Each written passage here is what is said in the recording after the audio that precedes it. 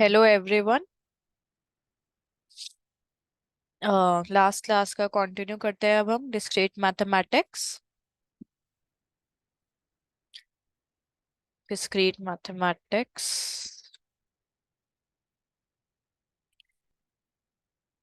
Last class का थोड़ा सा रिव्यू दे देती हूँ। सो लास्ट क्लास में मैंने एक्सप्लेन किया था कि एक पार्शियली ऑर्डर रिलेशन क्या होता है। पार्शियली ऑर्डर रिलेशन क्या होता है एंड पार्शियली ऑर्डर्ड सेट क्या होता है, दैट इज पोसेट। ठीक है।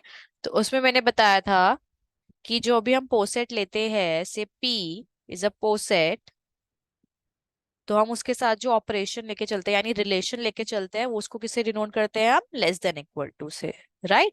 उसके बाद हम तीन प्रॉपर्टीज चेक करते हैं उसके पास। First property is reflexivity, second property is anti symmetry and third property is transitivity. Okay. ये तीन प्रॉपर्टीज अगर हमारी होल्ड करती है तो हम बोलते हैं कि हमारा जो सेट है वो सेट हो जाएगा।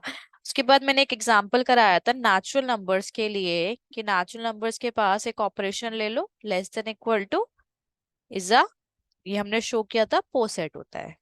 ठीक है। ये रिलेशन हमने कैसे डिफाइन किया था, सिंपल था। जैसे हम दो नेचुरल नंबर्स ले ले एक्स वाई तो कैसे रिलेटेड होंगे, मतलब उनके ऑर्डर के हिसाब से। मतलब क्या है इसका कि नेचुरल नंबर्स ले लो 1 2 3 4 5 एंड सो ऑन, तो हमें पता है हम हर दो नंबर को कंपेयर कर सकते हैं। दैट इज हमें पता है 1 2 से छोटा, 2 3 से छोटा एंड सो ऑन। कोई भी दो नेचुरल नंबर ले लो, एनी टू नेचुरल नंबर, दोनों को हमेशा कंपेयर कर सकते हो। जैसे कोई भी नेचुरल नंबर ले लो 11 एंड कोई ले लो 50। राइट। तो हमें पता है इन दोनों में अगर कोई रिलेशन डिफाइन करना है मुझे तो उसको मैं यहाँ पे लेस देन लिख सकते हो और लेस देन को लेस देन इक्वल टू भी एक्सप्रेस कर सकते हो। ठीक है। तो यहाँ पे हमारा ये था।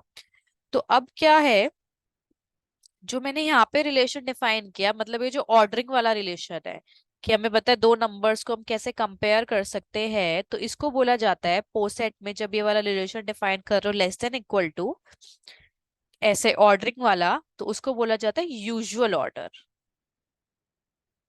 ठीक है। तो जहां भी यूजुअल ऑर्डर हो लिखा हो समझ जाना कि सिंपली तुम्हें नंबर्स कंपेयर करने हैं, मतलब कौन बड़ा है कौन छोटा है। ठीक है। उसके बाद मैंने एक एग्जाम्पल कराया था। एग्जाम्पल क्या, रिलेशन लिखना सिखाया था कि ऐसी कोई भी स्टार बाइनरी ऑपरेशन है मेरे पास, एनी बाइनरी ऑपरेशन। ठीक है। तो अगर मुझे तीन प्रॉपर्टीज शो करनी है, वो reflexive, anti symmetry and transitive, तो हम टू शो में क्या लिखते हैं। ठीक है। वो सिर्फ समझने के लिए था।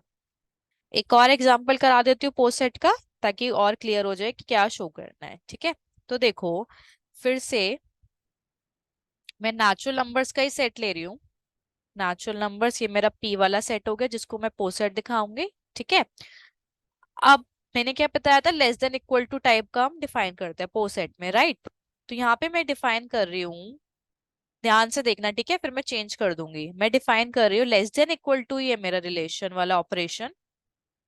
बट इस बार कैसे डिफाइन करना है तुम्हें, ध्यान से देखना कि x is less than equal to y if and only if x divides y। ठीक है।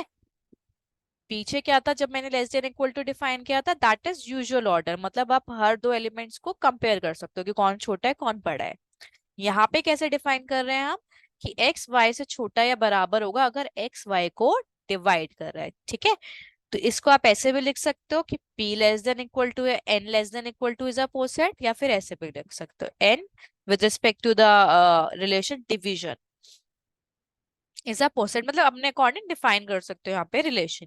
बट जो नोटेशन होती है हमेशा पोसेट में वो लेस देन इक्वल टू ही लिखते हैं आप। ठीक है। इससे कंफ्यूज नहीं होना हमें कि यहाँ पे तो मैम ने तो लेस देन इक्वल टू लिखा है, मैम यहाँ पे डिवीजन बता रही है, ये हमारे ऊपर है डिफाइन करना। ठीक है। जैसे हम इक्विवेलेंस रिलेशन में भी करते थे ना, जैसे कि ये देखो इक्विवेलेंस रिलेशन में क्या करते थे हम कि एक्स वाई से रिलेटेड होगा इफ एंड ओनली इफ कोई रिलेशन होता था। जैसे फॉर एग्जाम्पल कि एक्स और वाई का जीसीडी 1 है। ठीक है। उसके बाद तुम तीनों प्रॉपर्टी सेटिस्फाई कराते थे, रिफ्लेक्सिव, सिमेट्रिक एंड ट्रांजिटिव। ठीक है। तो रिलेशन हमेशा डिफरेंट होता था, ये थोड़ी हर टाइम में एक ही रिलेशन डिफाइन करूंगी। राइट। सिमिलरली यहाँ पे भी सेम चीज है कि हम relation that is partially order relation या पोसेट बनाने के लिए रिलेशन चेंज कर सकते हैं, बट हम सिंबल एक ही यूज कर रहे हैं। जैसे हम इक्विवेलेंस रिलेशन में खाली ये टिल्डा यूज करते थे, या फिर कैपिटल आर भी लिखा होता था कहीं कहीं, ठीक है। यहाँ पे पोसेट के लिए हम क्या यूज कर रहे हैं, less than equal to. Okay, तो इसका सॉल्यूशन देख लो। क्या शो करना है मुझे, फिर से poset to show N with respect to less than equal to, या डिवीजन लिखना है तो डिवीजन भी लिख सकते हो, is a poset, right. So first property is reflexivity. ठीक है, तो टू शो क्या करना है मेरे को, x is related to x, that is relation क्या है मेरा, x divides x, which is true, हर नंबर खुद को तो डिवाइड करता है। So clearly x divides x, तो रिफ्लेक्सिविटी होल्ड कर रही है, ठीक है। सेकेंड रिलेशन देखो, ट्रांजिटिविटी, सॉरी पहले एंटीसिमेट्री कर लेते हैं। एंटीसिमेट्री, एंटीसिमेट्री में मुझे क्या शो करना है कि अगर x y से रिलेटेड है, y x से रिलेटेड है, सो ये कब ट्रू होगा, जब y और x बराबर हो गए, राइट। तो दैट इज टू शो क्या बन गया मेरा, रिलेशन लिख दो सीधा सीधा, x y से कब छोटा होगा, जब x y को डिवाइड करेगा, y x से छोटा कब होगा, जब y x को डिवाइड करेगा। तो ये कब इम्प्लाई करना चाहिए, y और x बराबर है।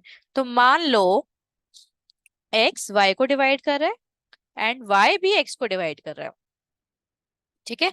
तो ऐसा नंबर जो x जो है वो y को भी डिवाइड कर रहा है और y जो है वो x को भी डिवाइड कर रहा है। जैसे सपोज 2 4 को डिवाइड कर रहा है, तो 4 थोड़े 2 को डिवाइड करता है, नहीं करता है। सिमिलरली 2 8 को डिवाइड करता है, बट 8 तो 2 को डिवाइड नहीं करता है। तो ऐसा नंबर जो दोनों साइड से, मतलब 2 4 को डिवाइड कर रहा है और यहाँ पे जो नंबर है वो भी डिवाइड करना चाहिए, वो इटसेल्फ ही हो सकता है। ठीक है, ध्यान से देख लो, x y को डिवाइड, y x को डिवाइड, ठीक है, दोनों नंबर्स एक दूसरे को डिवाइड कर रहे हैं। तो मैंने एग्जाम्पल के तौर पे ले लिया कि 2 4 को कर रहा है, बट 4 तो 2 को नहीं करता। ऐसी कुछ और ले लो, 3 6 को करता है, बट 6 तो 3 को डिवाइड नहीं करता है, राइट। तो ये दोनों चीजें कब पॉसिबल है, इफ एंड ओनली इफ जब दोनों नंबर सेम होंगे। ध्यान से देख लो, ठीक है। ऐसा कब पॉसिबल है, खाली जब दोनों नंबर हमारे पास आपस में कोइंसाइड करेंगे, ठीक है। ये हो गई हमारी second property. Third property is transitivity. तो सीधा लिख रही हूँ अब मैं टू शो, ठीक है, जिसको नहीं समझ आया तो बताना मेरे को। x y को डिवाइड कर रहा है, y z को डिवाइड कर रहा है, तो ये क्या इम्प्लाई करना चाहिए कि x z को डिवाइड करे, right. So let x divides y and y divides z। To show क्या हो गया मेरा, ट्रांजिटिविटी के लिए कि x z को डिवाइड करना चाहिए। सो जब x y को डिवाइड कर रहा है, सो x डिवाइड y, तो y is a multiple of x, तो ले लो कुछ rx। एंड यहाँ पे y z को डिवाइड कर रहा है, तो z is a multiple of y, तो ले लो S X S Y, sorry, for some R S ले लो इंटीजर्स, ठीक है। अब क्या शो करना है, x z को डिवाइड कर रहा है, तो क्या दिखा दूं कि z is a multiple of x, multiple नहीं लिख रही मैं बॉक्स बना रही हूँ, ठीक है। तो मुझे मल्टीपल ढूंढना है और इनटू x आ जाए, कोई भी इंटीजर होना चाहिए यहाँ पे। तो मुझे मिल जाएगा कि x z को डिवाइड कर रहा है, ठीक है। कुछ नहीं है, देखो सिंपल है, कंसीडर z, बहुत इजी है। z क्या लिया मैंने, एस एक्स, ठीक है, एस वाई सॉरी, बार बार मैं x लिख रही हूँ, सॉरी y आएगा, ठीक है। और y की वैल्यू देखो यहाँ से आर एक्स है, तो इसमें z में जाके सब्स्टिट्यूट कर देते हैं, आर एक्स, ठीक है। इसको एक साथ रख दो, एस आर को x। अगर s इंटीजर है, r इंटीजर है, तो एस आर भी तो इंटीजर ही आएगा ना, product of two integers is again integer. So z क्या आ गया, एक इंटीजर वैल्यू मिल गई मेरे को इनटू x, यही तो मुझे चाहिए था। ये बॉक्स वाली टर्म एक इंटीजर वैल्यू इनटू x, ठीक है। तो हम बोल देंगे यहाँ से क्या मिल गया हमें, x divides z, therefore transitivity भी आ गई, तो हम बोल देंगे n with respect to less than equal to. Less than equal to हमने डिवीजन डिफाइन किया था, वो क्या है यहाँ पे, एक पोसेट। ठीक है, आई होप पोसेट सबको क्लियर है। जैसे हम इक्विवेलेंस रिलेशन में डिफाइन करते हैं, रिलेशन टिल्डा से या कैपिटल आर से, टिल्डा और कैपिटल आर से, ठीक है। बट रिलेशन तो अलग अलग हो सकते हैं ना, ऐसे ही हम पोसेट में रिलेशंस कैसे डिफाइन करते हैं, partially order relation, less than equal to हमारा सिंबल है, ठीक है, बट रिलेशन कुछ भी हो सकता है। यूजुअल ऑर्डर लिखा है तो क्या समझोगे कि सिंपली हमें नंबर्स कंपेयर करते हैं। ओके, एक बार देख लो इसको, रिलेशन पढ़ लो एक बारी खाली, फिर आगे करते हैं।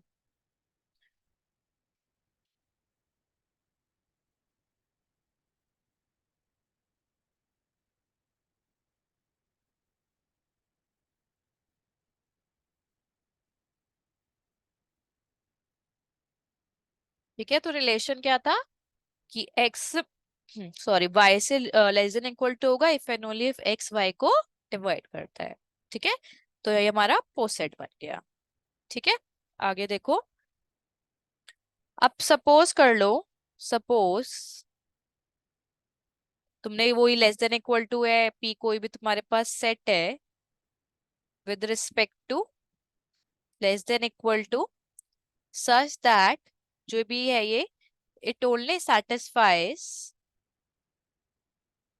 तुम प्रॉपर्टी चेक करने गए, तुमने तीनों प्रॉपर्टीज चेक की, ठीक है, तो तुमने चेक किया तो तुम्हारे पास खाली रिफ्लेक्सिविटी और ट्रांजिटिविटी आ रहा है, रिफ्लेक्सिविटी एंड ट्रांजिटिविटी। ठीक है, तो अब क्या बोलोगे, अब देखो एंटीसिमेट्री तो है नहीं, तो पोसेट तो इसको हम बोल नहीं सकते। ठीक है, तो इस कंडीशन में हम क्या बोलेंगे, the relation less than equal to on p is quasi order और प्री ऑर्डर। ठीक है, जब हमारे पास दो ही प्रॉपर्टी सेटिस्फाई हो रही है, that is reflexivity and transitivity, तो हम बोलते हैं इस केस में जो हमारा रिलेशन होगा वो या तो क्वासी ऑर्डर होगा या प्री ऑर्डर होगा। ठीक है, सिर्फ डेफिनेशन के लिए। नेक्स्ट देखो,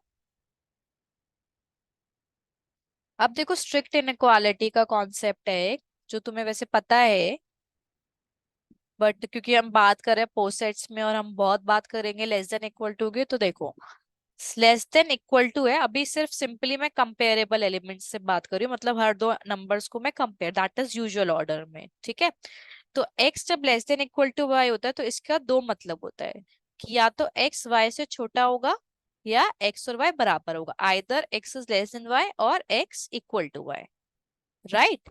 जैसे तुम बोल रहे हो कि 2 <4 है, तो स्ट्रिक्ट है ना, यहाँ पे लेस देन इक्वालिटी नहीं है, बट अगर ऐसे लिखो 2 <2 तो ये भी तो ट्रू है, ये दोनों डिफाइन इस कंडीशन को सेटिस्फाई कर रहे हैं ना, एक में स्ट्रिक्ट है और एक में लेस देन इक्वल टू है।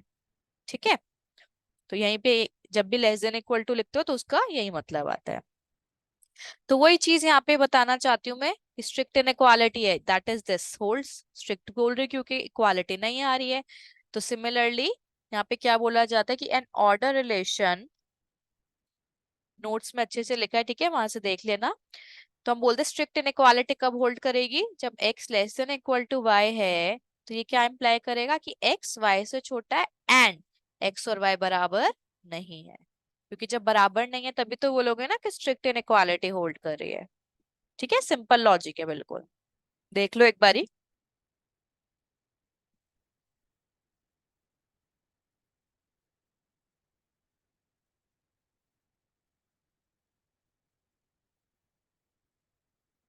ठीक है, नेक्स्ट देखो, नॉन कंपेरेबल एलिमेंट्स।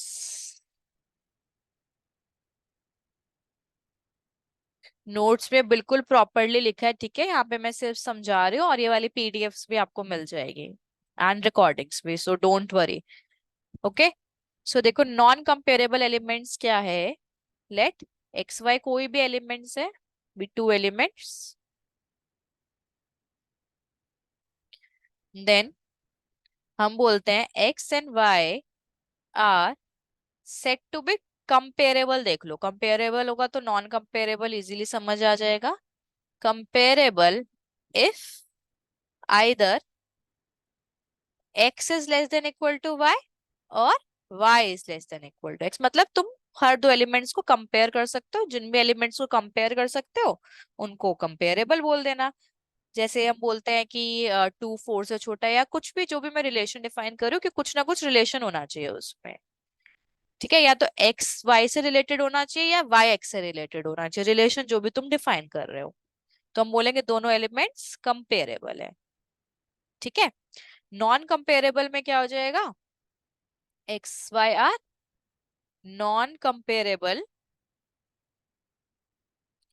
इफ ये दोनों कंडीशन फॉल्स हो जाए। इफ ना ही एक्स वाई से रिलेटेड है, ना ही वाई एक्स से रिलेटेड है। मतलब मेरे पास दो एलिमेंट्स तुमने ऐसे ले आए, ना ही एक्स वाई से छोटा या बराबर आएगा, जो भी रिलेशन है। ठीक है, यूजुअल ऑर्डर भी हो सकता है, डिवीजन भी हो सकता है, कुछ भी रिलेशन हो सकता है। ठीक है, समझने के लिए हमेशा यूजुअल ऑर्डर का यूज करना, तो तुम्हारा कॉन्सेप्ट क्लियर हो जाएगा। ओके, तो एक्स ना ही एक्स वाई से छोटा है, ना ही वाई एक्स से छोटा है। ठीक है, अब यूजुअल ऑर्डर में ही बात करते हैं। तो तुमने मुझे दो नंबर दिए एक्स वाई, तुम बोल रहे हो ना ही एक्स वाई से छोटा है, दिस इज फॉल्स। ऐसे लिख लेते हैं ताकि इजीली हमें समझ आ जाए। ना ही वाई एक्स से छोटा है, ये भी फॉल्स है। ठीक है, तो ये दो नंबर्स है, राइट। तो दो नंबर्स है और तुम बोल रहे हो ना एक्स वाई से छोटा है ना वाई एक्स से छोटा है। ठीक है, तो उस केस में क्या होना चाहिए, हमें पता है हर दो नंबर्स के बीच में कुछ ना कुछ तो रिलेशन होगा ही ना, कि या तो एक नंबर बड़ा होगा और एक नंबर छोटा होगा, बट तुम बोल रहे हो ऐसा कुछ भी नहीं है। ठीक है, समझ आ रही है क्या कहना चाहती हूँ। दो नंबर्स हैं तो हर दो नंबर में कुछ ना कुछ रिलेशन तो होता ही है, कि एक नंबर बड़ा होगा या एक नंबर छोटा होगा, है ना। बट तुम बोल रहे हो ना ही एक्स बड़ा है ना ही वाई बड़ा है, या ना ही एक्स छोटा है ना ही वाई छोटा है। तो इस केस में क्या पॉसिबिलिटी है कि दोनों नंबर तुम सेम ही लेके चल रहे हो, तभी ये होल्ड होगा ना। तभी ना ही एक्स वाई से छोटा आएगा ना ही वाई एक्स से छोटा आएगा। ठीक है, और इसको हम किससे डिनोट करते हैं, अगर x and y non comparable है, मतलब वो दोनों पॉइंट्स कॉन्साइड करेंगे। सो वी राइट एक्स, ऐसे दो पैरेलल लाइंस बनानी है, इनटू वाई। ठीक है, तो कंपेरेबल से याद रखना, नॉन कंपेरेबल थोड़ा सा घूम गया है। कंपेरेबल मतलब आपस में रिलेटेड हो, और अगर आपस में रिलेटेड नहीं हो तो तुम दोनों सेम ही पॉइंट हो। ठीक है, एक बार पढ़ लो।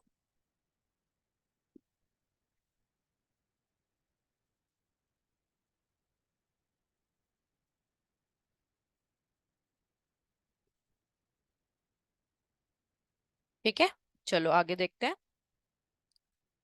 अब मान लो P less than equal to कोई पोसेट है।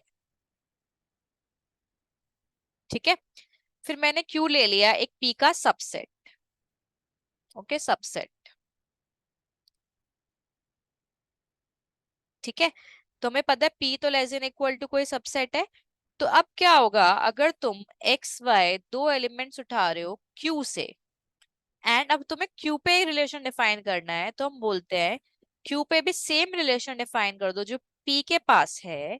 तो ये दोनों एलिमेंट्स Q में रिलेटेड हैं इफ एंड ओनली इफ वो P में रिलेटेड है। P तो पोसेट है, तो उससे हम ये शो कर सकते हैं कि Q भी पोसेट होगा या नहीं होगा। ठीक है, तो जब भी सबसेट पे डिफाइन करना है तो कुछ नहीं करना है, सबसेट के एलिमेंट जैसे सब ग्रुप्स वगैरह में करते थे वैसे ही है, कि ग्रुप का सेम ऑपरेशन होना चाहिए, यही बोलते थे ना। तो सिमिलरली आप पोसेट के लिए अगर उसको कोई सबसेट है उसको पोसेट बनाना है, तो सेम रिलेशन उठाओ। पी में अगर होल्ड कर रहा है तो तुम बोल दोगे क्यू में भी होल्ड कर रहा है। ठीक है, तो इसको बोलते हैं Q has the induced. Induced मतलब कि उसने अपने सुपर सेट से उठाया, अपने बड़े सेट से उठाया। इंड्यूस्ड, इंड्यूस्ड क्या बोलोगे, ऑर्डर। फ्रॉम पी, मतलब उसने पी से अपना ऑर्डर उठा लिया। ठीक है, अगर हमें सबसेट पे डिफाइन करना है तो हम इस वे में करते हैं। पढ़ लो एक बारी, फिर चेन्स और एंटी चेन्स का कॉन्सेप्ट बताती हूँ।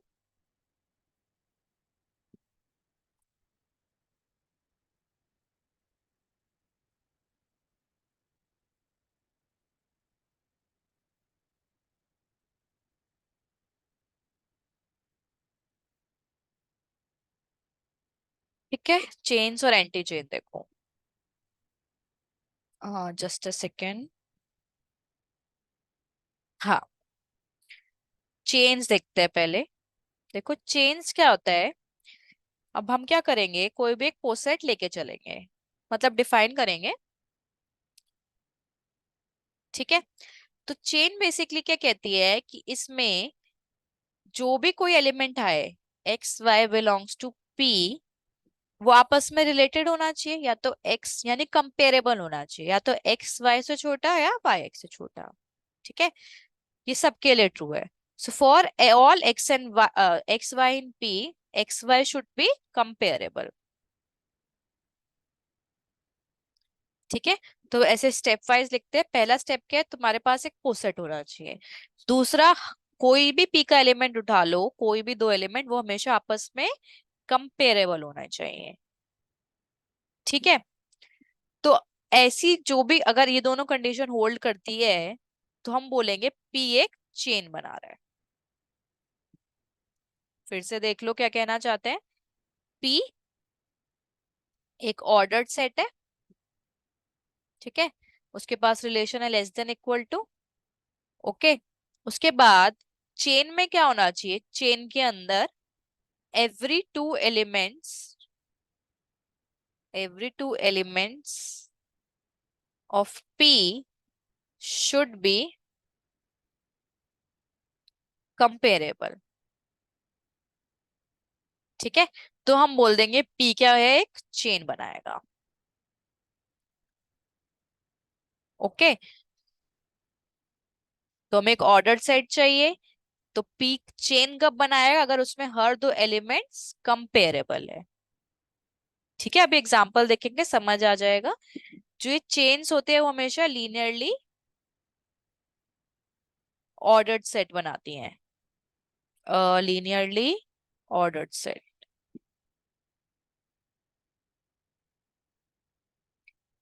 लीनियरली ऑर्डर्ड सेट का मतलब क्या, ऑर्डर्ड सेट तो बनाएगी और हमेशा मतलब एक सीक्वेंस में आएगी। इसका मतलब कभी और समझाऊंगी, ठीक है। अभी जब चेन बनाना सिखाऊंगी ना, तब मेरे को याद दिलाना, तब डिटेल में समझाऊंगी। अभी एज अ नोट लिख लो खाली। ओके। ओके, ठीक है, एग्जाम्पल देखो चेन का।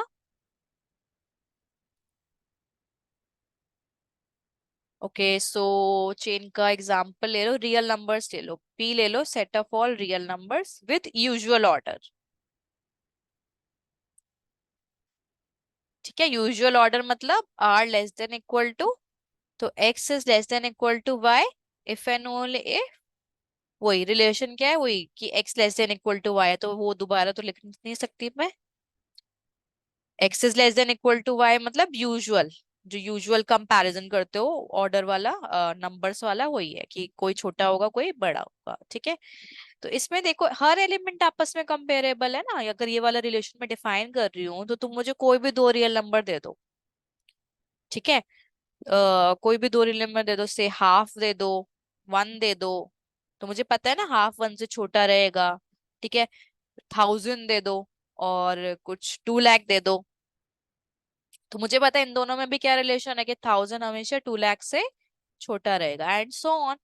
तुम मुझे कोई भी दो रियल नंबर दे दो, मैं हमेशा उनको कंपेयर कर सकती हूँ। Right, every two elements from reals are comparable. ठीक है, सो इसलिए रियल एक चेन होता है with usual order. Usual order ध्यान रखना है। ओके, देख लो ध्यान से कि हमने क्या डिफाइन किया, usual order. Similarly natural numbers वाला ले लो, रैशनल नंबर्स ले लो, जो मन करे वो वाला सेट उठा लो विद यूजुअल ऑर्डर। इंटीजर्स ले लो। ठीक है, ये सब चेन बनाएगा विद यूजुअल ऑर्डर। क्योंकि हमें पता है हर दो एलिमेंट्स को हम कंपेयर कर सकते हैं, राइट। सो इसको हम चेन कहते हैं, ठीक है। एक और एग्जांपल देखते हैं।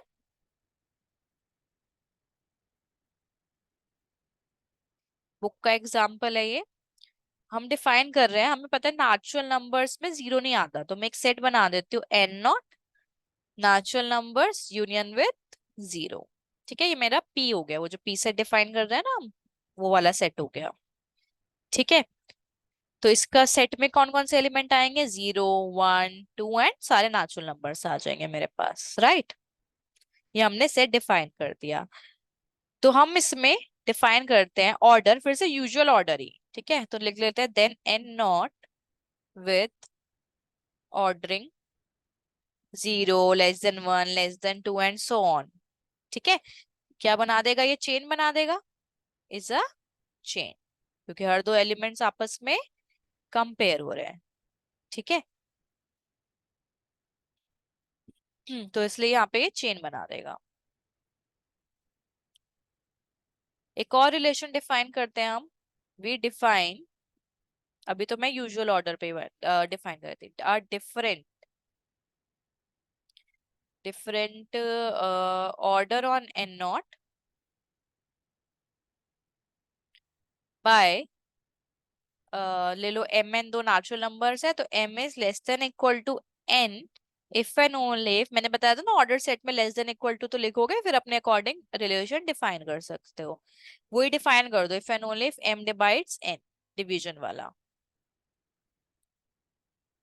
ठीक है, अब हमें क्या शो करना है, हमने तो शो कर लिया था, जैसे प्रीवियसली शो किया था कि एन नॉट जो पी के लिए आज मैंने क्लास के स्टार्टिंग में करके दिखाया था, कि एक पोसेट तो बनता ही है, इज अ पोसेट। ठीक है, अगर चेन बनानी है तो हमें क्या बताना है, टू चेक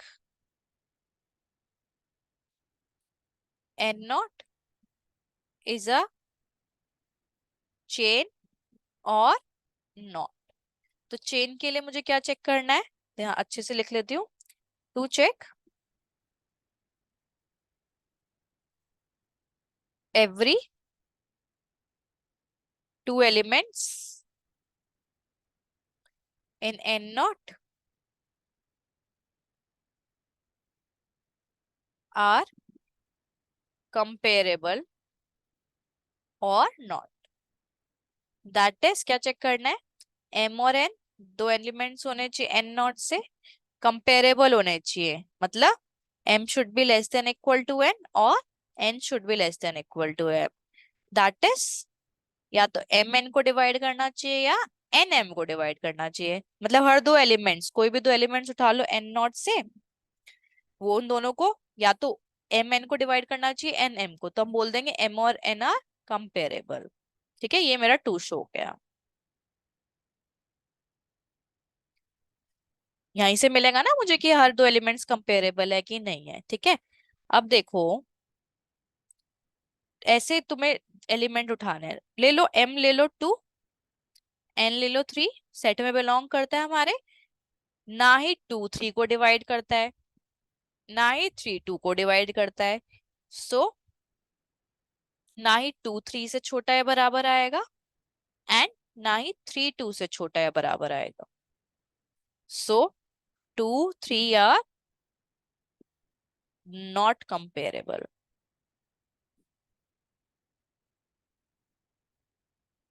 ठीक है, तो ये दो एलिमेंट्स मिल गए जो आपस में हम रिलेटेड नहीं है, कंपेयर नहीं कर सकते। So therefore N not less than equal to is not a chain, right. क्योंकि यहाँ पे मुझे एक एग्जांपल मिल गया। एक सेकेंड, उधर जो पीछे मैंने एक बताया नहीं था नॉन कंपेरेबल, मैं आई थिंक मैंने वहां गलत लिख दिया है। हाँ, यहाँ पे क्या आएगा कि ये नॉन कंपेरेबल है if x is less than equal to y, y is less than equal to x, right. तो एक्स और वाई सेम थोड़ी हो जाएगा, नॉट इक्वल आएगा यहाँ। सॉरी, उधर मैंने शायद गलत ही बता दिया आपको, दोबारा देख लो। दो एलिमेंट्स अगर नॉन कंपेरेबल बताने हैं तो ना ही एक्स वाई से छोटा बराबर ना ही वाई एक्स से छोटा बराबर, ठीक है। तो यहाँ एक्स और वाई बराबर नहीं हो सकते ना, वहां पे शायद मैंने बहुत गलत बता दिया, सो सॉरी। सो यहाँ पे देख लो कि एक्स और वाई अगर बराबर हो गए तो ये होल्ड करेगा ना, x is less than equal to y and y is less than equal to x, जैसे मैंने टू के लिए बताया था, two less than equal to two है, तो बोथ साइड से होल्ड कर रहा है ना। तो यहाँ पे एक्स और वाई बराबर नहीं हो सकते हैं, ठीक है। वो आएगा नॉन कंपेरेबल पे, कॉइंसाइड नहीं करेंगे, कॉइंसाइड करेगा तो सेटिस्फाई कर जाएगा, ठीक है। यहाँ पे ये चेन नहीं बनेगा, ठीक है। That is example of chain. Post set वाला मैंने शो कर दिया था, ठीक है, नोट्स में भी किया हुआ है, so you can check. Anti chain बता देती हूँ डेफिनेशन। देखो चेन में क्या था कि हर दो एलिमेंट्स आपस में कंपेरेबल होने चाहिए, ठीक है। एंटी चेन क्या बोल रहा है कि फिर से कोई भी ऑर्डर्ड सेट है P, the ordered set P is anti chain if, जब तुम चेक कर रहे हो कि एलिमेंट्स कंपेरेबल है कि नहीं है, if x is less than equal to y in P only if x is equal to y, ठीक है। Only if if and only if नहीं है, तो तुम बोलोगे कि x y से छोटा है P के अंदर जब, ओनली इफ या ओनली व्हेन x और y बराबर है, ठीक है। तो x y से छोटा होगा P के अंदर ओनली इफ जब x और y दोनों बराबर है, तो हम बोल देंगे कि वो एक एंटी चेन है, ठीक है। एक बार डेफिनेशन पढ़ लो।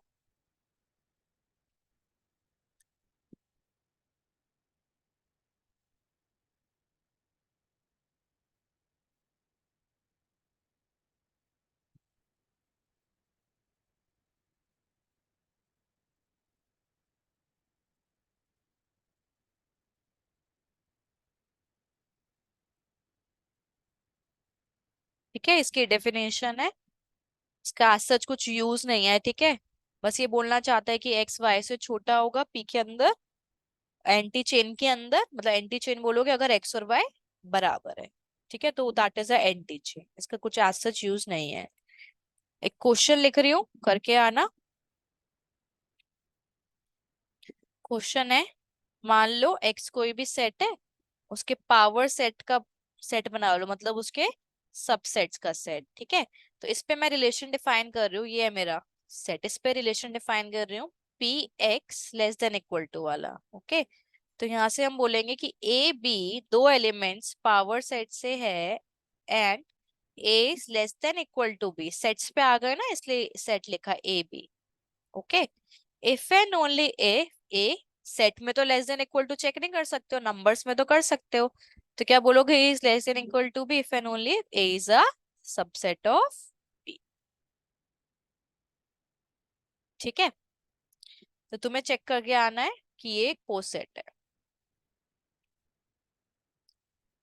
ओके। एंड चेन भी चेक करके आना, ठीक है। पावर सेट पे हमने रिलेशन डिफाइन किया है, so you need to check कि एक ऑर्डर रिलेशन है, और चेन भी चेक करके आना, ठीक है।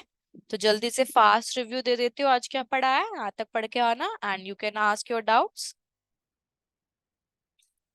सो आज हमने पोसेट देखा क्या होता है, कि हम उसके रिलेशन को सिर्फ लेस देन इक्वल टू से डिनोट करते हैं, relation we have to define, relation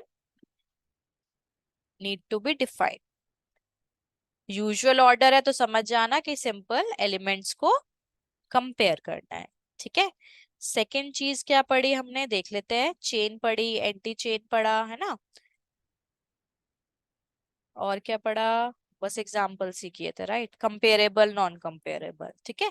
तो कंपेरेबल याद रखना कि दोनों एलिमेंट्स आपस में रिलेटेड होने चाहिए, नॉन कंपेरेबल है तो वो इक्वल नहीं हो सकते, ठीक है, याद रखना। फिर चेन में हर एलिमेंट कंपेरेबल होना चाहिए, एंटी चेन में x is less than equal to y कब होल्ड करेगा? ओनली इफ जब एक्स और वाई बराबर है। अगर ऐसी कंडीशन आ रही है कि एक्स वाई से छोटा है, ये कब होल्ड करेगा? सिर्फ एक्स और वाई बराबर है, मतलब सेम एलिमेंट्स है, तो उसको हम बोल देंगे वो एंटी चेन है। ठीक है, चलो आज यहीं तक करते हैं। ये अच्छे से पढ़ लेना, कुछ भी डाउट हो तो प्लीज लेट मी नो, और यू कैन टॉक टू और tell to Kiran ma'am. Okay, कुछ भी डाउट आता है तो we'll have a doubt class, right? And thank you so much.